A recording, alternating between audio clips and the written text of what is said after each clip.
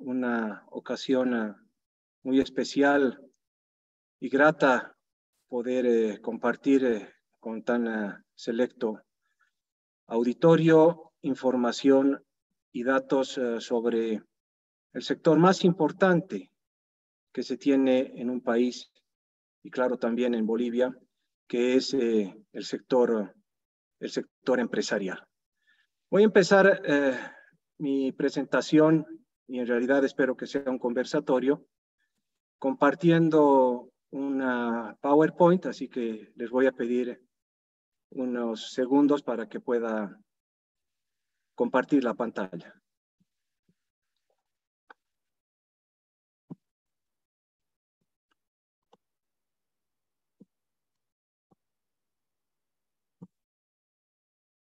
Bueno, espero que puedan visualizar lo que estoy compartiendo y vamos a presentar información y estadísticas sobre el ranking de empresas en un periodo ampliado, que es un periodo de 8 años, desde el 2014 al 2021. El temario que vamos a tratar el día de hoy es el que está a mano derecha, cómo hemos tratado los datos, luego qué es el valor económico añadido, en inglés Economic Value Added, que en realidad es una forma, una alternativa para poder hacer diagnósticos y verificar y evaluar y concluir si el desempeño de una empresa o de un conglomerado es el esperado por quienes, el esperado por los accionistas, por los dueños, por los propietarios. El tercer punto que vamos a tocar, ya que no tenemos también mucho tiempo, son los resultados del conglomerado de las 100 empresas en el periodo 2014 al 2021. Y finalmente vamos a ver información financiera de una de las empresas estratégicas más importantes, que es el caso de Yacimientos Petrolíferos Fiscales Bolivianos, aunque podríamos ver y analizar el comportamiento financiero de cualquier empresa dentro del conglomerado. Antes de empezar, tal vez mencionar algo que no sé si será curiosidad, pero es algo importante de tomar en cuenta. Si analizamos y verificamos cuál es el valor de las empresas más importantes en la generación del producto a nivel mundial, por ejemplo, vamos a ver que apenas 6.500 empresas, y esos son datos que están disponibles en el Internet, apenas 6.500 empresas hacen más del 50-60% del Producto Interno Bruto a nivel mundial. El Producto Interno Bruto a nivel mundial es de 96.000 billones de dólares, es decir, después de los 96.000, 9 ceros. Y 6.571 empresas, para ser precisos, entre ellas Amazon.com, Walmart, Google, Microsoft, las que conocemos, y sumadas entre otras empresas chinas y europeas también, hacen el 60% del Producto Interno Bruto a nivel mundial. En el caso de Bolivia, no nos salimos de esta curiosidad o de esta evidencia, y son muy pocas empresas, diría, las que nosotros medimos en el ranking, las que hacen entre el 60 al 80% del Producto Interno Bruto. Con esta aclaración y con esta afirmación de mi parte y suposición tal vez de algunos otros, podemos arrancar nuestra presentación del ranking de empresas del periodo 2014 al 2021. Está claro que es mucho más rico, mucho más mucho más importante e interesante hablar de un periodo largo que de un solo año.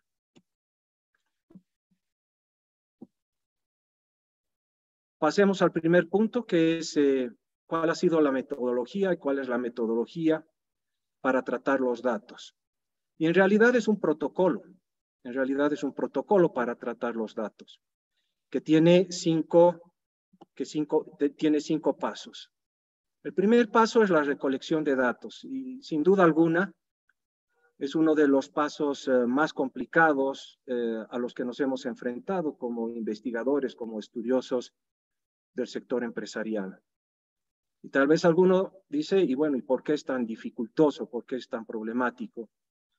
Y la respuesta es que la información la tenemos que conseguir de a poco y de diferentes fuentes. ¿Cuáles son las fuentes a las cuales nos acercamos para poder recolectar de a poco los datos? Son Fundempresa, es ahora CEPREC, la Bolsa Boliviana de Valores, la ASFI y las empresas mismas.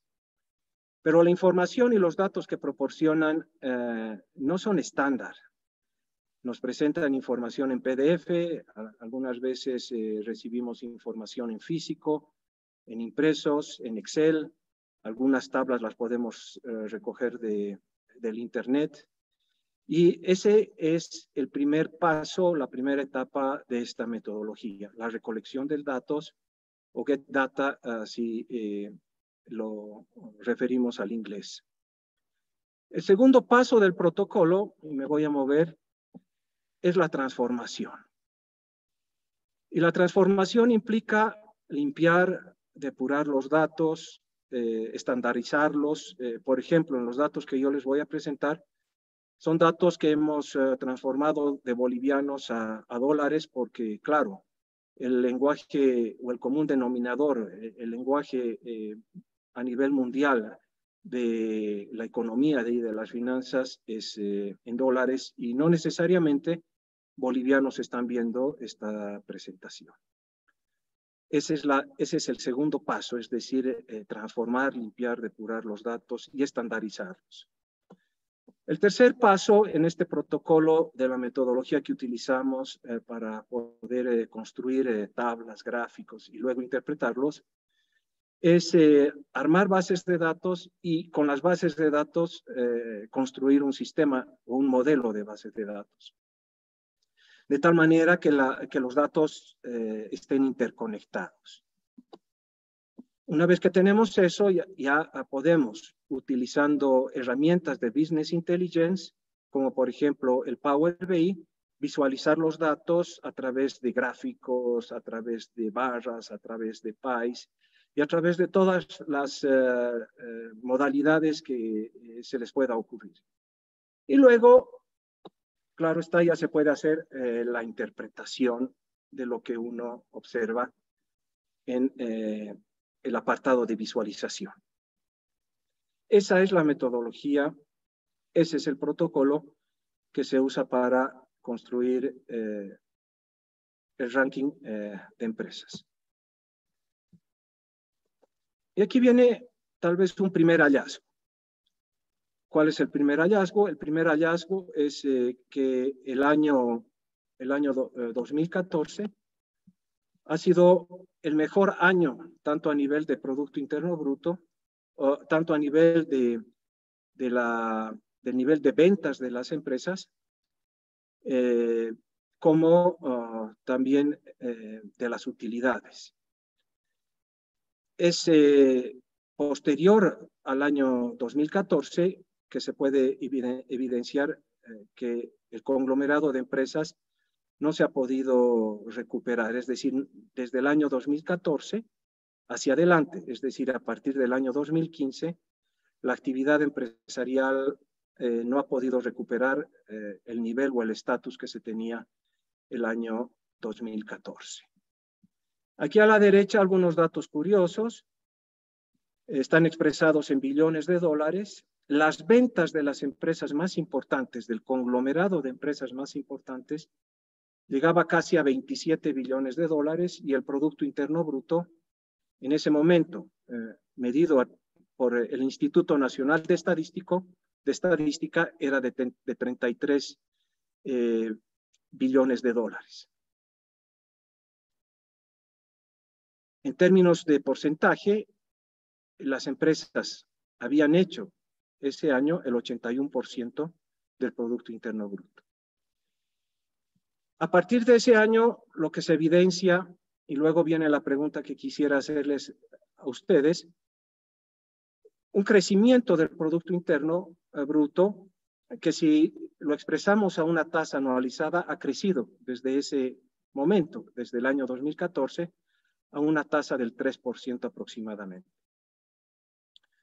Pero el nivel de actividad empresarial ha decrecido a una tasa del 2.8%. Entonces, la pregunta es la que aparece en la siguiente filmina. ¿Cómo se puede explicar? Me voy a poner más abajo. El crecimiento del Producto Interno Bruto a una tasa promedio anual del 2.9% si la actividad empresarial ha decrecido al 2.8% por año. Si son las empresas las que generan el valor de la producción, si son las empresas las que producen bienes y servicios finales, ¿cómo se puede explicar el crecimiento del producto si las empresas, y eso es lo que muestran los datos, en vez de producir más y vender más, producen y venden menos? Les doy un par de segundos para que puedan encontrar alguna respuesta. Y la respuesta no es obvia, pero es posible entender que el crecimiento del Producto Interno Bruto por el lado de la demanda, pero no por el lado de la oferta. Por el lado de la demanda se ha incrementado el gasto público, se ha incrementado el consumo, pero ese crecimiento del Producto Interno Bruto no ha beneficiado al sector empresarial. Y también se puede explicar a partir de esa situación o de esa realidad la caída en las reservas internacionales netas. Vamos al tercer punto de nuestra presentación y es importante para que podamos definir si las empresas como conglomerado y una empresa en particular genera lo que se conoce en finanzas como Economic Value Added o valor económico añadido. Y aquí tal vez algo de conceptos que tenemos que aclarar para que podamos hablar el mismo lenguaje. Cuando un inversionista, cualquiera, decide invertir, no lo hace porque es un filántropo, no lo hace porque es un buen tipo, no lo hace porque quiere distribuir su dinero o regalarlo. Una persona que quiere invertir, llámese inversor ángel o un fondo de capital de riesgo, o un grupo de inversionistas invierte y toma un riesgo porque lo que están buscando es una rentabilidad, y la rentabilidad mínima que esperarían de la inversión es aquella que genera un título libre de riesgo.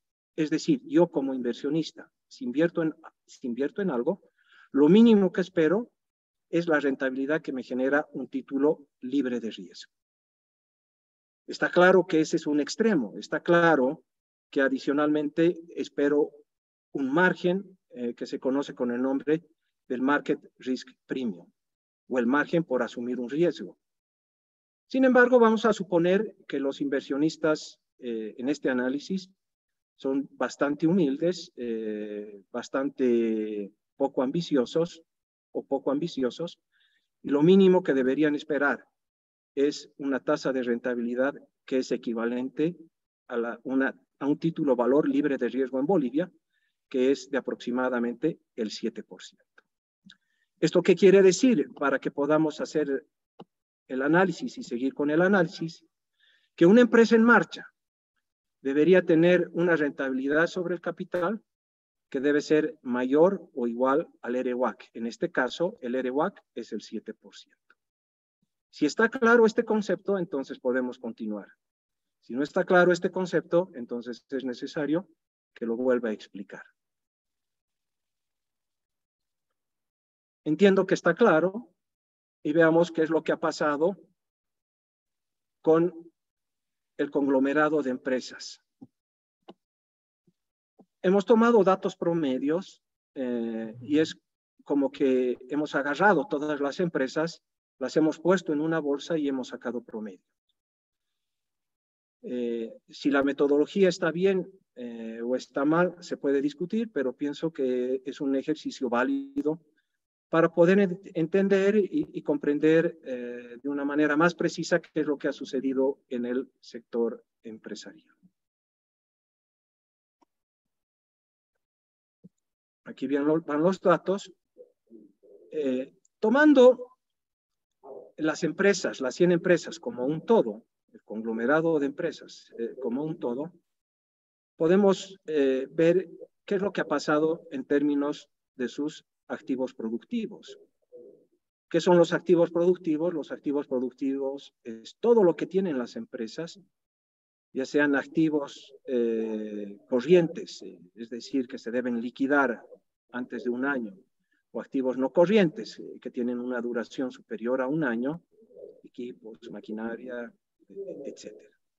Entonces, en este cuadro y en el gráfico podemos ver que los activos productivos de las empresas más importantes en Bolivia, entre ellas yacimientos, entre ellas todos los bancos, entre ellas las generadoras de electricidad, entre ellas las empresas de la industria manufacturera, las cementeras, algunas comercializadoras, los supermercados, ahí están todos, empresas de transporte, las empresas mineras, estatales, no estatales. Han crecido los activos de 61 billones de dólares, a 81 billones de dólares. Entonces vamos a hablar en billones de dólares, donde estamos suponiendo nueve elementos, ¿sí? Después de la coma, 9 elementos. La tasa anual de crecimiento ha sido del 4% anual. ¿Qué activos productivos han crecido? Los activos productivos corrientes han crecido a una tasa, fíjense, el color azul, son activos corrientes, han crecido a una tasa mucho más elevada que los activos no corrientes. ¿Qué son los activos no corrientes? Son activos fijos, son plantas, son maquinarias, son vehículos. Los activos corrientes son activos que se deben liquidar en el corto plazo, entre ellas inversiones, entre ellas pueden estar inventarios, y eso es lo que ha sucedido en el sector empresarial, al menos de las empresas más importantes en nuestro medio. ¿Qué ha pasado con el patrimonio? ¿Cómo se han financiado esos activos? Se han financiado prácticamente sin patrimonio, es decir, los dueños, los propietarios, el año 2014 tenían invertidos 26 billones de dólares en patrimonio, en capital, en aportes. Ha ido subiendo, ha ido bajando, pero el año 2021, que es el último dato del ranking, hemos terminado con 27 billones de dólares. Es decir, que en 8 años la inversión neta o el crecimiento neto debido al aporte del capital propio ha sido de apenas 600 millones de dólares. Y la tasa de crecimiento que se ve aquí abajo, en la parte de abajo, muestra que si hablamos en términos anualizados, con una tasa de crecimiento geométrico, por año el patrimonio ha crecido al 0.4%. El otro elemento que explica la financiación de los activos es la deuda. Y en este caso, lo que se evidencia en este periodo, en el conglomerado de empresas, pero yo me animo a decir claramente y sin duda, y sin, creo, riesgo de confundirme, en las empresas más importantes, lo que es realmente significativo, el pasivo sí ha crecido a una tasa importante, a una tasa de aproximadamente el 7% anual. ¿Qué quiere decir esto? Esto quiere decir que el activo productivo se ha financiado con deuda.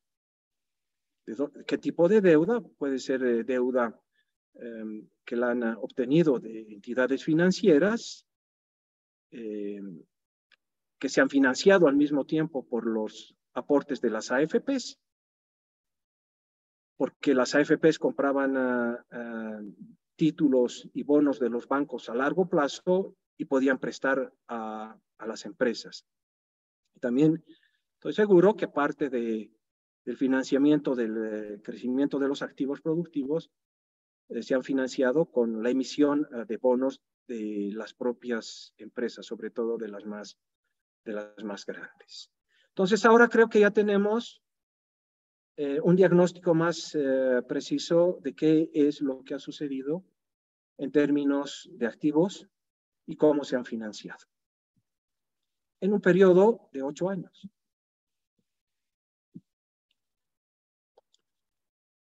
Pasemos a ver la utilidad y la utilidad ha tenido en el periodo una caída brutal. La tasa de crecimiento anual de las utilidades de las empresas tomados como un todo ha sido del menos 13% anual. Entonces está claro, si las utilidades han caído y el patrimonio más o menos se ha mantenido constante, entonces la rentabilidad sobre el patrimonio también ha debido caer en el periodo de análisis. Y aquí tenemos el dashboard que hemos construido. Es un dashboard que se lo ha construido en Excel, pero bueno, también existen otras herramientas como el Power BI, que es una herramienta de Microsoft que puede hacer algo parecido, pero mucho más rápido que el Excel. ¿Qué es lo que se muestra en este caso? Lo que se muestra en este caso, no sé si ven en la parte inferior, es que en promedio la rentabilidad sobre el capital del periodo analizado ha sido del 5%. La pregunta que les hago, 5% es mayor a 7%, que es la tasa libre de riesgo, y la respuesta lógica es no. Y la conclusión lógica es, si analizamos el conglomerado de empresas como una bolsa, entonces en el periodo de análisis, en vez de generar valor económico añadido, han generado una pérdida económica, un EVA negativa.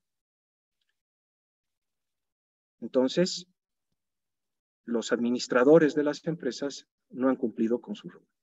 Está claro que hay empresas, esto ya para ser concreto, si tomamos empresas de forma individual, como la Cervecería Boliviana Nacional, como la Coca-Cola, en las que no se evidencia esta situación. Pero existen otras, como el caso de Yacimientos Petrolíferos Fiscales, de lejos la empresa más importante del país, en la que sí se evidencia EVAs inaceptables. Es decir, pérdida económica, porque el ROE, es decir, la rentabilidad sobre el capital, está muy por debajo, pero muy por debajo de la tasa libre de riesgo, que es del 7%. Entonces, ahora ya pasamos al último punto de la exposición, que es el caso de la empresa más importante de Bolivia y la que ha ocupado el primer lugar en el ranking de empresas desde hace más de 20 años.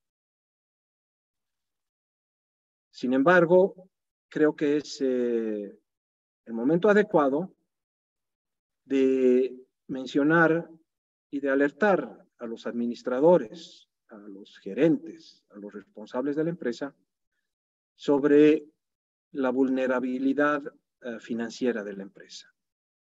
Veamos la visión. ¿Qué dice? Si ustedes ingresan al Internet y buscan IPFB, van a encontrar que en las primeras páginas de su página web está la visión. Está también la misión, los valores corporativos, pero la visión dice lo siguiente. La visión dice, IPFB es una corporación estatal de hidrocarburos, pilar del desarrollo, modelo de gestión eficiente, rentable y transparente. Y eso es lo que vamos a evaluar utilizando la información del ranking.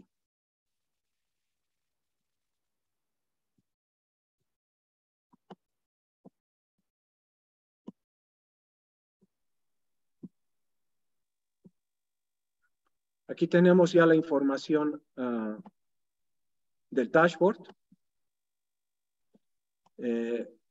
YPFB es una empresa estatal, estamos analizando 5 periodos. En los 8 años ha tenido un nivel de ingresos de 48.640 millones de dólares. Hablando en billones con B, son 48 billones de dólares y utilidades acumuladas por 2 billones de dólares. Luego vamos a ver con más detalle el comportamiento de las ventas y de las utilidades, pero el año 2014 las ventas eran de 9 billones de dólares y las utilidades de 1.2 billones de dólares. A partir del 2015 se observa una caída en ventas, pero una caída mucho más dramática en utilidades. ¿Cuál es el ROE de la empresa? El ROE de la empresa es de apenas el 3%. Y si utilizamos la herramienta que hemos mencionado hace un momento atrás, podemos concluir que en promedio la empresa no ha generado valor económico añadido. Y una de las exigencias de los inversionistas es que los activos productivos sean administrados. En el caso de yacimientos estamos hablando de un activo promedio de 13 billones de dólares, sean tan bien administrados que genere la rentabilidad exigida por los inversionistas, por los accionistas. Yo como accionista de yacimientos, porque soy un ciudadano boliviano, exigiría que la rentabilidad sobre el capital sea igual, en el peor de los casos, al 7%.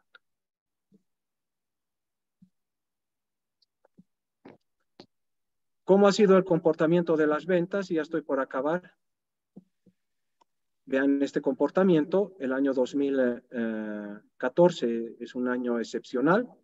El año 2015 es una quiebra, no solamente para esta empresa, sino para toda la economía, ya lo mencionó Gerardo. Y las ventas caen muy fuerte hasta el año 2016, se recuperan, vuelven a caer el año de la pandemia y se están recuperando. Veamos lo que está por debajo de las ventas y son las utilidades. Las utilidades han decrecido a una tasa promedio anual del menos 25%. Y vuelvo atrás, y las ventas han decrecido a una tasa del 8%. Es decir, que las utilidades han tenido una caída mucho más severa en términos de decrecimiento que las propias ventas. Probablemente a una mala administración, a una mala planificación. Aquí vemos, por ejemplo, que el año 2014 ha sido un año excelente para yacimientos, 1.2 billones de dólares, y los demás años han sido realmente pobres. Incluso el año 2020, el año 2019, 36 millones de dólares, el año 2020, por la pandemia tal vez 28, y el año 2021 sí se recupera la utilidad en alguna manera. Aquí tenemos los activos más o menos han permanecido estables, en realidad han decrecido en el periodo, han decrecido a una tasa del 1%. El activo corriente y el activo no corriente se lo ve en este gráfico. Una curiosidad que tal vez sería bueno analizar, en todo el periodo han mantenido niveles de activos corrientes muy elevados desde mi punto de vista, en algunos casos niveles superiores al 50 o 60% de activo corriente, inversiones, tesorería, no sé. Es una empresa de hidrocarburos. Los pasivos han decrecido. y el patrimonio ha decrecido. Aquí ya podemos ver un análisis DuPont y es claro ver que el año 2014 el ROE del 15% era aceptable, pero desde el año 2015 el ROE es completamente inaceptable. En algunos casos se acerca a cero y en el mejor de los casos a 4%, siempre por debajo del 7%. Aquí vemos cómo se comporta el margen sobre ventas y el rendimiento sobre activos, es decir, la eficiencia operativa cae por el suelo y aumenta en algo el apalancamiento. Conclusiones. Las voy a leer. Conclusiones del conglomerado.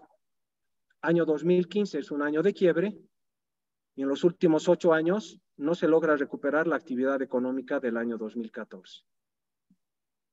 El conglomerado de las 100 empresas decrece en 2.8% al año, pero el PIB crece. La pregunta es, ¿cómo se explica ese crecimiento si son las empresas las que generan producto y valor? Tal vez una de las explicaciones es la conclusión siguiente. El crecimiento del gasto e inversión pública se ha financiado con pérdidas de reservas internacionales y deuda interna y externa. De hecho, si comparamos cuál era la deuda el 2006 que tenía cada boliviano y cuál es la deuda que tiene el día de hoy, la deuda que cada uno de ustedes tiene se ha multiplicado por 4.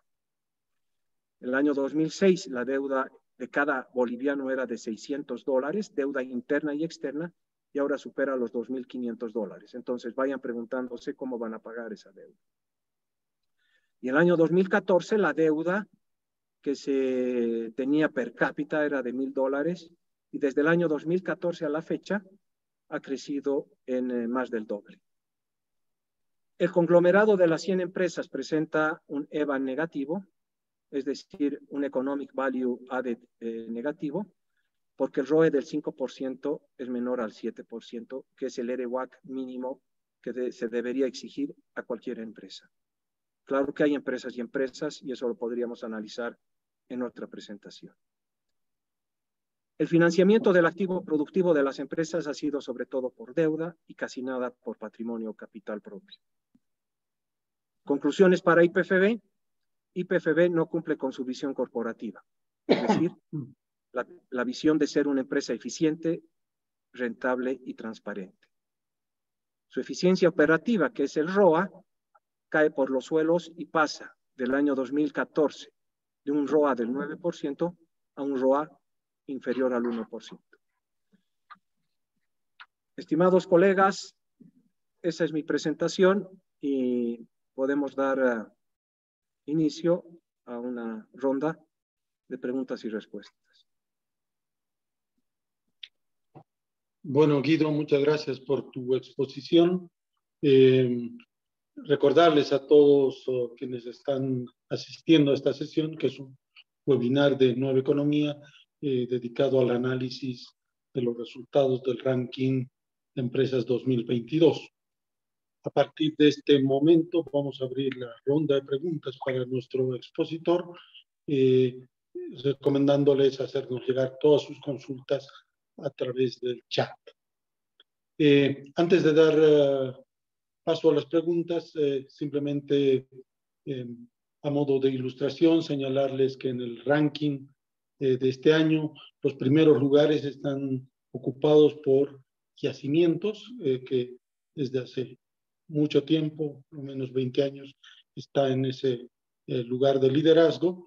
Luego, en segundo lugar, yacimientos refinación. Tercer puesto para minería San Cristóbal, que se ha recuperado después del momento duro de la pandemia. Cuarto lugar para Entel y quinto lugar para otra telefónica, TLC. Los otros 5 lugares están ocupados por Cervecería Boliviana Nacional, Alianza de Seguros, luego está Comibol,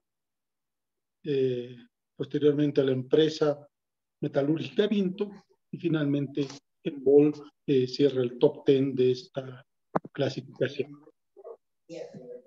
Entonces, abrimos ya la ronda de preguntas para mandarnos, recomendamos que las envíen a través del chat y tal vez podríamos empezar, Guido, con algún comentario tuyo sobre la situación actual de la economía, si el ranking está mostrando algún grado de recuperación después de ese momento difícil que significó la pandemia. Correcto, es muy fácil evidenciar, viendo los datos, que el año 2020, el año de la pandemia, hemos caído en todos los indicadores de ventas y financieros, y que el año 2021 hay una recuperación que nos pone todavía por debajo del promedio de los años 2015 al 2019, pero sí hay una recuperación. Como has mencionado, Gerardo, hay algunas empresas que han tenido una recuperación acelerada, producto de la coyuntura mundial, el incremento de los precios de los minerales sobre todo y de los alimentos, por ejemplo, la soya. En el caso de las gaseosas también y de las cervezas se ve un incremento muy importante. Hay empresas, las farmacéuticas, incluso que han crecido más el 2021 que el 2020. La empresa Inti, Farmacorp, han tenido utilidades muy superiores a las que tenían en años pasados. Y claro, a nivel del supermercadismo también se ve una dinamización de la economía. Lo que me preocupa para el futuro es que está habiendo un crowding out, que es la financiación del déficit fiscal o la financiación de los gastos del sector estatal con los fondos que utilizaban antes las empresas, que eran los fondos de las AFPs. Entonces, los fondos de las AFPs están siendo apropiados, entre comillas, por el sector estatal y pueden dejar sin financiamiento al sector empresarial, que en los últimos años, como hemos visto, se han financiado casi en un 90-95% con deuda y solo en un 5% con patrimonio o aporte de capital. La pregunta es, si ya no van a existir estos recursos que provenían de las AFPs para que se canalicen a través del sector financiero al sector empresarial o a las empresas, ¿de dónde va a financiarse el crecimiento de las empresas en los próximos años? No tenemos que olvidarnos que la única manera de generar riqueza y crecimiento es produciendo, no demandando. Si tú quieres demandar, primero tienes que producir. Si yo quiero viajar el próximo año, primero tengo que vender consultorías y capacitaciones. Y recién voy a poder viajar de vacaciones. Gracias. La siguiente consulta señala, es preocupante que la mitad del PIB no tenga índices de retorno suficientes. ¿Qué cambios se pueden implementar para generar incentivos y promover economías de escala? Bueno, no entiendo bien la pregunta, pero economías de escala tienen que ver con volúmenes y con capacidad. Entonces, de esa manera, uno diluye costos fijos y me parece que va a ser difícil aumentar capacidad instalada si no hay fuentes de inversión que se están agotando. Por otro lado, hay algunos riesgos que la economía tiene. ¿Cuáles son los dos riesgos más importantes? El desequilibrio en las finanzas públicas, que tienen que financiarse con deuda interna y deuda externa, eso es como un cáncer. Y por otro lado, el crecimiento, cómo podemos asegurar que el país pueda crecer, pero no en demanda, sino en oferta. Esos son los dos grandes desafíos. Otra pregunta señala, en la evolución de los pasivos, desde mi punto de vista me despierta una duda, que en la gestión 2021 tiene un comportamiento no muy distante respecto a otras gestiones pasadas, tomando en cuenta el periodo del COVID y sus repercusiones económicas. Sí, hasta el 2021, hasta el 2020, 2021, el pasivo de las empresas se ha comportado de manera estándar, diría. Han seguido financiándose las empresas más grandes con emisión de títulos, que los compraba la banca o no sé, y con deuda bancaria. Supongo que sí, ha sido así.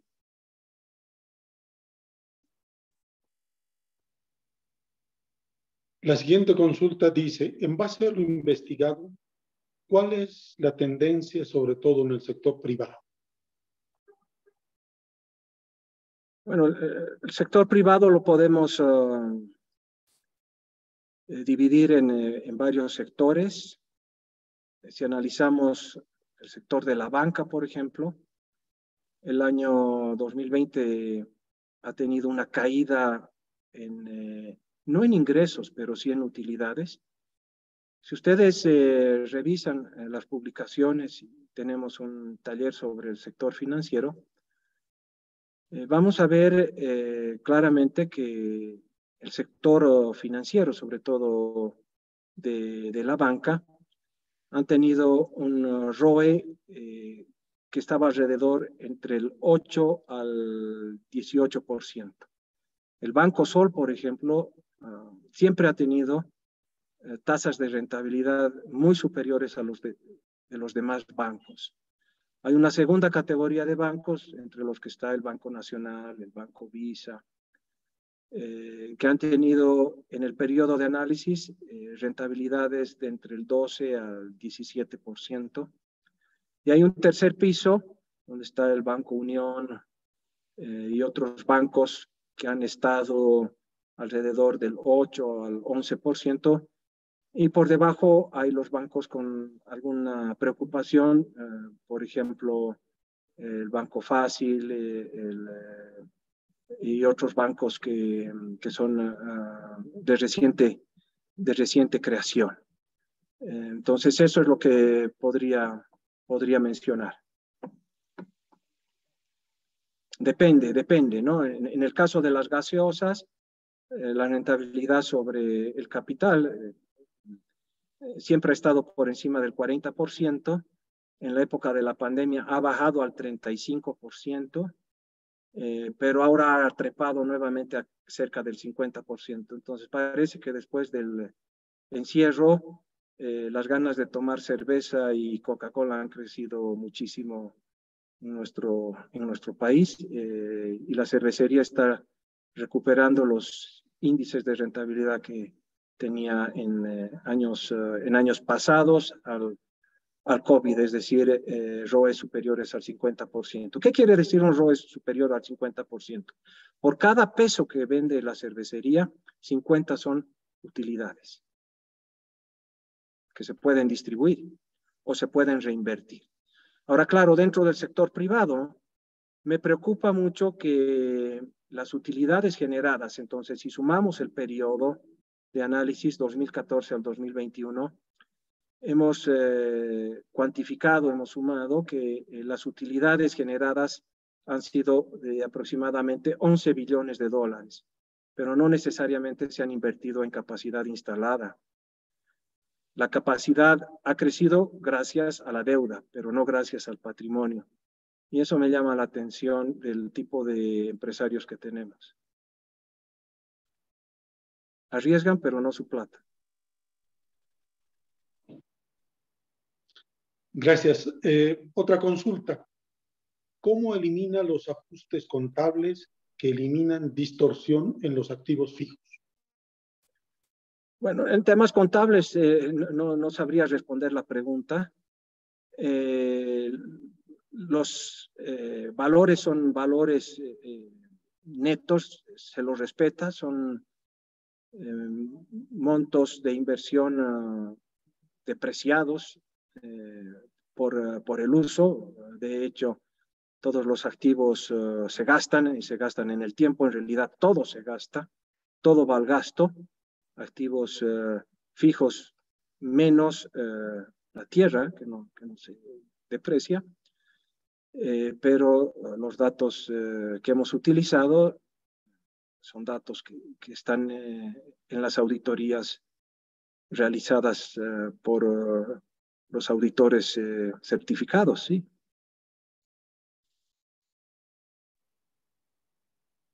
La repatriación de divisas e inversiones de algunas empresas estatales, dentro de ellas YPFB, ¿cómo afecta el balance? ¿Cree que es la solución para poder fortalecer las reservas internacionales netas? Bueno, en realidad lo que estarían haciendo es una conversión de moneda, nada más, ¿no? Entonces, traen y cambian las inversiones en dólares por bolivianos.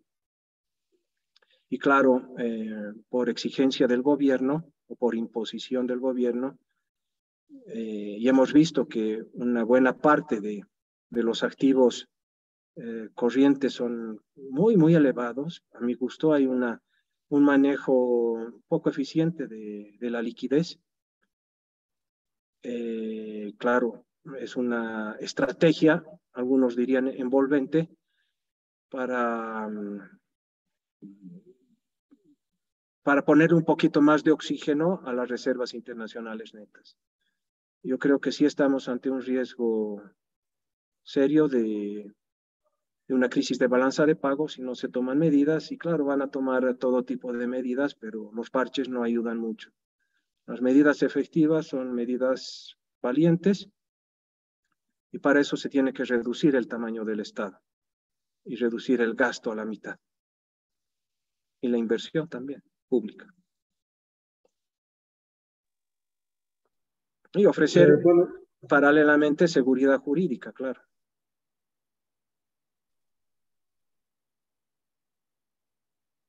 Otra de las preguntas enviadas al chat es doble. En primer lugar, incorporo una recomendación.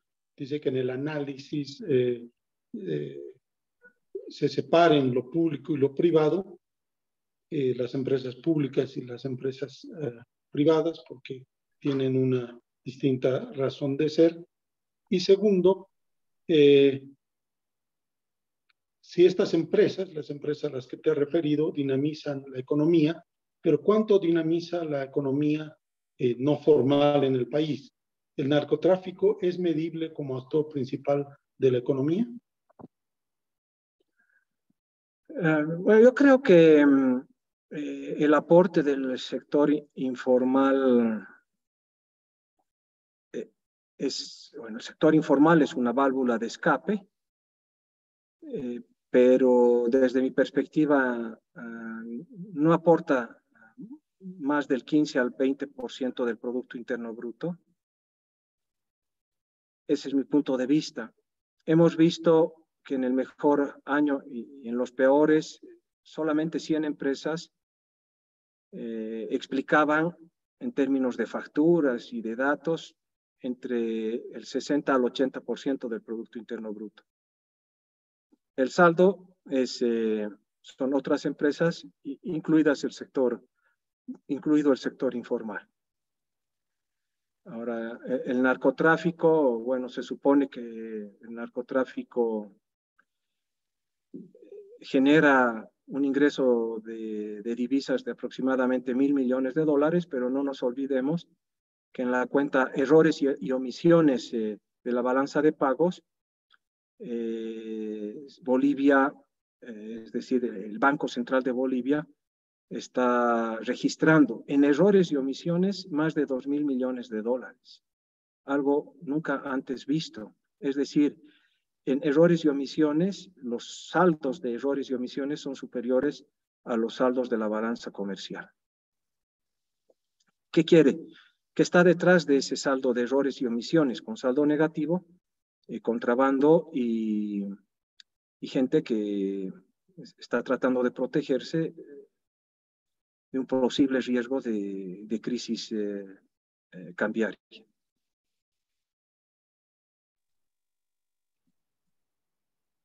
Estamos llegando a la conclusión de nuestro webinar. Vamos a formular las últimas consultas. Esta dice, ¿por qué solo ver el mercado interno, en el mercado interno el financiamiento de las empresas, AFPs? Habla de crowding out, pero ¿por qué las empresas no ven la forma de financiarse de manera externa? ¿Cree que será posible? Bueno, las empresas en nuestro medio no tienen muchas alternativas.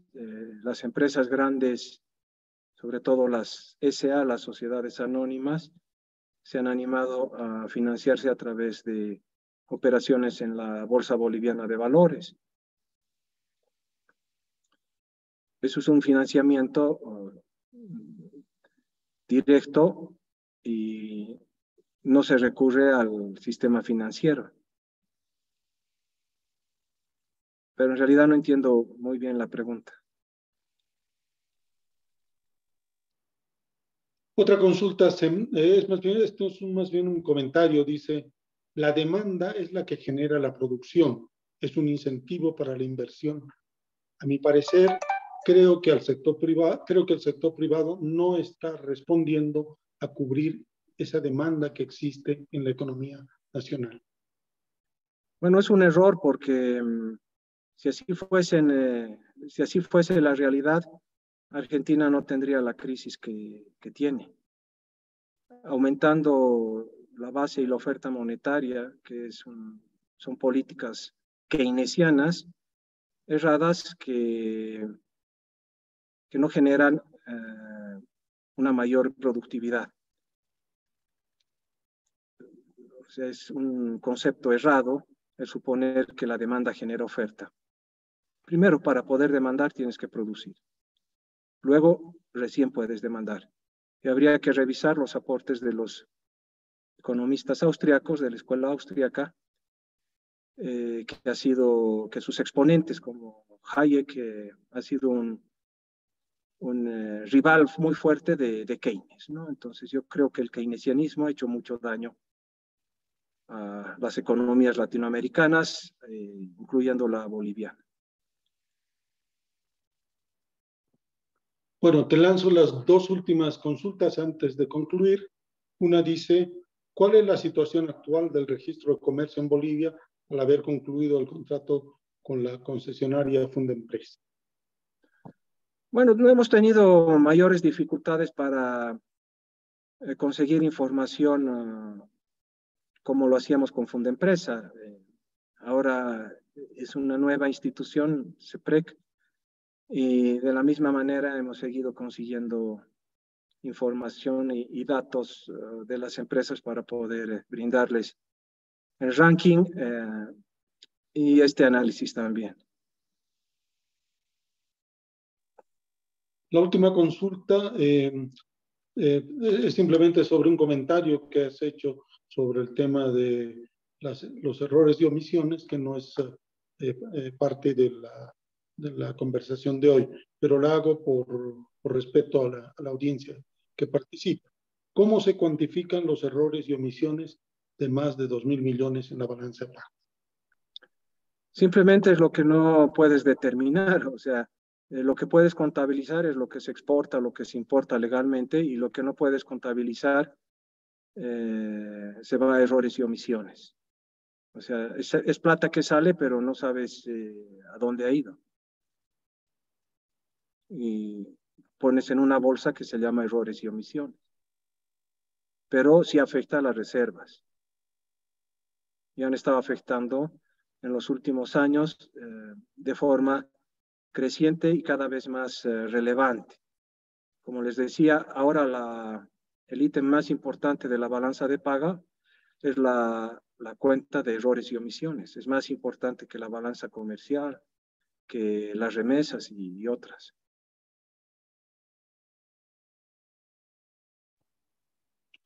Bueno, gracias Guido. Hemos tenido la oportunidad de conocer el análisis especializado hecho sobre el ranking de empresas 2022 y las características del conglomerado empresarial de Bolivia. Les invitamos a hacer mayores consultas adquiriendo nuestra edición recién salida del horno, recién salida de la imprenta, con este mensaje que nos ha dado Guido de que el promedio conglomerado de las empresas ha registrado un retorno mínimo en el periodo 2014-2021. Queremos agradecer a nuestro invitado, Guido, muy amable por tu colaboración, y agradecer a todos los que han seguido este webinar que organiza Nueva Economía. Les invitamos no solo a leer el contenido de este ranking, que es una mina de oro en cuanto